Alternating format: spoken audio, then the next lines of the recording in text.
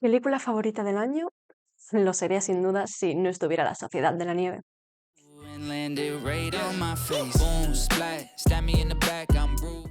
Efectivamente, estoy hablando de Dune, cuya segunda parte se estrenó en los cines de España este 1 de marzo, deleitándonos a todos aquellos que llevábamos esperándola desde el 2021. Esta historia tan importante en el género de la ciencia ficción nació como una biología escrita por Frank Herbert, el cual acabó escribiendo 5 libros más. Además, esta historia ha intentado ser adaptada muchas veces. El ejemplo más conocido es la película que hizo David Lynch, pero también ha habido otras 2 miniseries, y sin embargo ninguna de ellas ha llegado realmente a la audiencia ni ha causado impacto. Pero las adaptaciones de Denis Villeneuve han tenido una suerte completamente distinta. Aunque la primera parte fue muy criticada por mucha gente que aseguraba que era lenta y tediosa, es cierto que la película se toma su tiempo en contextualizar el universo que vamos a ver y en presentarnos a los personajes y a las casas. Pero al final considero que todo esto era necesario. Y en la primera película es casi que una especie de prólogo o preludio para lo que vamos a ver en la segunda. Así como la segunda deja muchos caminos abiertos para el desarrollo de la historia. Y es que realmente no puede haber una segunda parte sin una primera. Y aquí creo que se han ido sembrando las semillas que se van a ir recolectando. Y creo que en la tercera parte de Dune se va a alcanzar ese clímax y ese punto álgido de las películas, aunque creo que en la segunda parte ya hemos visto mucho de todo lo que puede llegar a ser en la tercera. Ha mejorado en cuanto al ritmo, al guión, a la evolución de los personajes, y además creo que tiene algo muy especial, y es que encuentra un equilibrio muy bueno entre la epicidad, con escenas de acción y los momentos de guerra, entre el amor con las escenas de Paul y Chani, y entre los conflictos políticos y religiosos, entrando ya en escena el personaje del emperador y descubriendo más en profundidad los planes políticos y el verdadero poder que tienen las Bene Gesserit, así como las creencias y fanatismos religiosos de algunos de los Fremen. Además, también encontramos un balance muy bueno entre imagen y diálogo, comunicando a través de la palabra únicamente cuando es necesario, y creando así una experiencia completamente sensorial para el público, donde el sonido y la música se juntan con la imagen para crear un verdadero espectáculo que sin duda merece la pena ver en el cine. Esta película, a pesar de estar basada en un universo completamente ajeno al nuestro, cuenta una historia muy humana. Y es que al final el protagonista es un niño que ha sido obligado a crecer muy rápido y a cargar sobre sus hombros con un gran peso, el de ser un mesías, un dios o un salvador. Este peso le lleva a tomar decisiones algo cuestionables quizás, de las que hablaremos después. Pero es que en la película hay muchos otros personajes muy importantes que le aportan mucho valor también. Para empezar, tenemos unos villanos que se salen de la norma establecida de los malos, entre comillas. Aparecen con una estética muy particular y con una forma de presentación que realmente te deja sin palabras. Consiguen a la perfección transmitir esa sensación de incomodidad, de rechazo o incluso de asco, con imágenes perturbadoras y algo reptilianas. Una de estas escenas de las que estoy hablando es el momento de la presentación del sobrino del barón Harkonnen, un psicópata letal que ha llegado para sustituir a su hermano mayor, el cual, después de varios meses en Arrakis, perdiendo a manos de los Fremen maquinaria y su gente, está completamente devastado, y el cual a los ojos de su hermano menor se ha vuelto débil. Luego está el personaje de Jessica, el cual es muy interesante porque también es una villana en cierta forma, ya que al final es ella quien fuerza un poco a Paul a aceptar y cumplir su destino. En la primera entrega de Dune vemos a una madre autoritaria que se hace respetar, pero cariñosa, y que se preocupa por Paul, y que además le está enseñando los poderes y las formas de comunicarse de las Bene Gesserit, de las cuales ella formó parte. Le está enseñando a usar la voz, con la cual obligan a los demás a hacer lo que ellos quieran, y también la lengua de signos con la que se comunican entre ellas. No obstante, en la segunda entrega, la casa de los Atreides sufre una gran transformación. Jessica, en particular, pierde a su marido justo después de enterarse de que está embarazada. Pero es que además, cuando empiezan a vivir con los Fremen, ella es obligada a convertirse en reverenda madre para poder formar parte de la sociedad Fremen. Es aquí cuando bebe un líquido azul llamado agua de vida, que se extrae de los gusanos y que es venenoso. Y es aquí cuando la verdadera transformación sucede y todo cambia en ella. Este líquido hace que su mente se abra y pueda verlo todo. Y al poder verlo todo, pierde un poco la cabeza. Empieza a hablar con el bebé que lleva dentro, que aún no ha nacido, y se obsesiona por completo con la profecía y con hacer creer a todo el mundo que Paul es el Mesías. Su obsesión llega a tal punto que deja de preocuparse por el bienestar y por la opinión de su hijo. Pero, ¿realmente podemos culparla? Yo diría que no. Al final la obligan a ser reverenda madre, la obligan a beber el líquido. Ella es una víctima más que una villana, también forzada a cumplir su destino como madre del Mesías. Pero es cierto que se mete tan bien dentro de ese papel de reverenda madre y que lesiona tanto a Paul que termina alejándose por completo de su hijo. Sí es cierto que cuando Paul bebe el agua de vida, la relación entre ellos vuelve a mejorar porque él ahora entiende el proceso por el que su madre ha tenido que pasar y ve todo lo que ella ve. Descubre además cosas muy importantes, como por ejemplo que Jessica es hija del barón Harkonnen. Este es un punto de inflexión en la película, porque hace que Paul termine por aceptar y sucumbir completamente a su destino. Porque descubre que no solo tiene sangre Atreides en sus venas, sino que también es un Harkonnen. Y esto le ayuda a convencerse de que debe actuar de forma implacable cuando lo necesite. Y esto es justo lo que hace cuando interrumpe la reunión de los líderes de los Fremen y hace que todos terminen siguiéndole y aceptándole. Y en el lado opuesto de todo esto del Mesías, el Salvador, todos estos líos políticos, religiosos, en la otra punta completamente está Chani.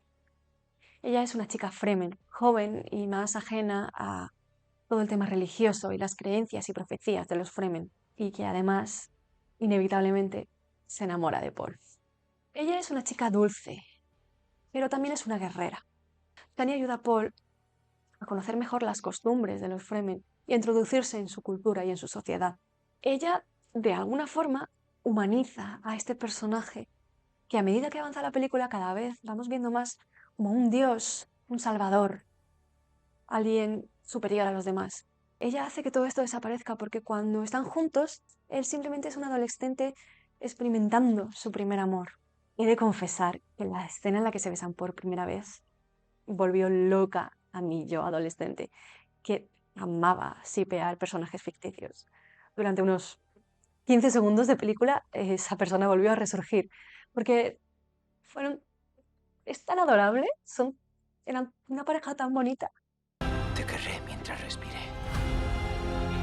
Pero esta pareja se rompe cuando Paul asume por completo su destino y decide que debe casarse con la hija del emperador para poder acceder al trono. Chani, cuando escucha esto, sabe que Paul ha cambiado, que ha decidido tomar un camino que lo separa de ella y que ya no es el chico del que se enamoró. Por eso se marcha. Otro personaje más secundario, pero bastante importante en la historia porque representa muy bien ese fanatismo religioso, es el personaje de Stilgar, el cual se convierte en una especie de maestro de Paul, un mentor, que pone todas sus esperanzas y su fe ciega en él. Stilgar aporta un ligero punto de comedia en esta película tan seria y llena de conflictos. Y es un personaje que siempre está ahí para Paul. Hay una escena concreta en la película en la que Paul monta por primera vez a un gusano, llena de esta epicidad que comentaba antes, en la que se ve muy bien la relación que tiene Paul tanto con Chani como con Stilgar. Vemos cómo ambos lo quieren y lo admiran, pero cómo lo hacen de formas muy diferentes, la una por amor, el otro por fe. Dejando atrás el tema de los personajes, me gustaría hablar un poco del simbolismo de las películas de Dune. Por ejemplo, en la primera película, sobre todo al principio, me llamó mucho la atención que aparecían muchas figuras representativas de toreros o toros. Y es que esto se debe a que el padre del duque Leto, es decir, el abuelo de Paul, murió embestido por uno de estos animales. Y estas figuras están en toda la casa de los Atreides a modo de advertencia o representación de lo que la excesiva confianza en ti y la vanidad pueden llegar a hacerte. El duque Leto quería transmitirle este mensaje a su hijo, ya que era un hombre sabio. Quería transmitirle templanza y buen juicio. ¿Estaría él de acuerdo con las decisiones que ha tomado Paul? No lo sabemos. Yo quiero creer que sí, porque al principio de la primera película él le dice que él debe seguir su camino. También es cierto que el duque Leto simplemente pensaba que Paul iba a ser el siguiente duque de Arrakis, pero al final Paul sí que está siendo fiel a lo que su padre le había dicho.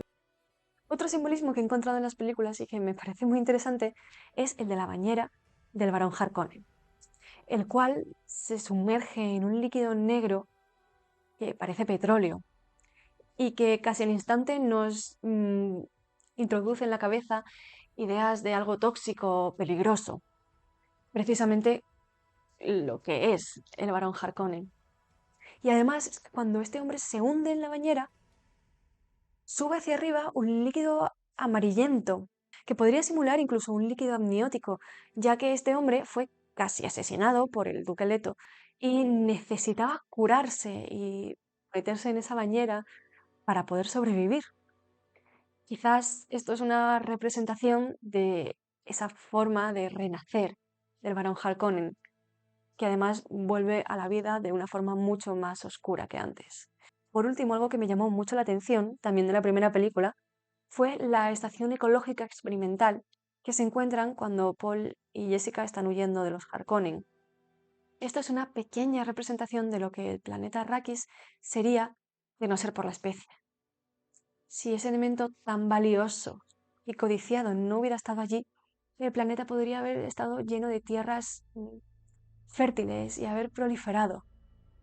Y esta es la representación de ese paraíso al que Paul debe guiar a los Fremen. En definitiva, Dune es un verdadero espectáculo audiovisual, que ha contado con un gran diseño de producción, así como un gran equipo de efectos especiales, de maquillaje, de peluquería y una gran banda sonora. Por último, me gustaría hacer una mención especial a los actores, y es que esta película cuenta con un cast impresionantemente bueno. Desde actores como Zendaya, Timothée Chalamet, Florence Pugh, hasta Javier Bardem, Rebecca Ferguson o Austin Butler, entre muchos otros. Y es que esta película es la típica que se puede permitir introducirte a un actor o actriz tan famoso como puede ser Anya Taylor-Joy y hacerlo durante solo 5 segundos de película. Sé que esto es un adelanto y que probablemente en la tercera película la veamos a ella. Pero bueno, que no es algo nuevo porque ya lo vimos en la primera entrega, con Zendaya apareciendo de forma muy esporádica y solamente en flashbacks. Y hasta aquí mi análisis de Dune. Con la popularidad que están teniendo estas películas y lo bien hechas que están, creo que es seguro afirmar que habrá una tercera entrega. Además, que el director aseguró que él había planteado estas películas como una trilogía. Pero es que esta película terminó en un punto tan álgido que te daban ganas de quedarte 2 horas más sentado en la butaca para ver qué pasaba. Sé que eso sería bastante improbable porque pese a que Denis Villeneuve asegure que ahora el público joven y la gente quiere ver películas más largas, no es así porque si me puedes contar algo en 2 horas, ¿para qué me lo vas a contar en tres? Pero aún así, esta película en específico creo que lo necesitaba porque no se toma un tiempo excesivo para las cosas, se toma el tiempo justo y necesario para mantenerte fijándote en la pantalla sin casi pestañear y contar la historia de una forma fluida. Pero bueno, se dejó en un punto muy bueno de guión y la gente no puede aguantar tanto rato sentada en una butaca por muy interesante que la película sea. Yo personalmente lo adoro porque me encanta sentarme, dejarme llevar por completo y vivir la historia que me están contando a través de esos personajes. De hecho, creo que esa es una de las razones por las que amo el cine, porque te permite vivir muchas otras vidas. Y al final, mientras siga viendo películas tan buenas e impactantes como esta, creo que nunca dejaré de amarlo. Eso ha sido todo. Si os ha gustado, ya sabéis qué hacer. Suscribíos, dadle like, dadle a la campanita y dejadme en los comentarios qué os ha parecido esta película.